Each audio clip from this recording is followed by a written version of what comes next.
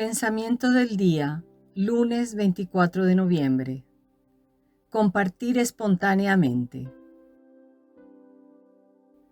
La conversión del corazón, necesaria para encontrarse con Jesús, no consiste en bellas palabras e impulsos sentimentales, sino en hacer la voluntad de Dios, sobre todo en amar a nuestro prójimo, en solidarizarnos concretamente con Él y compartir con Él cuando le falta lo necesario: alimento, vestido, casa, asistencia, etc.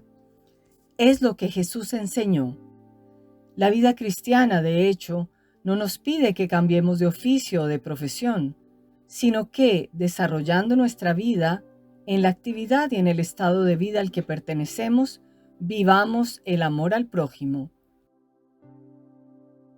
Chiara Lubich.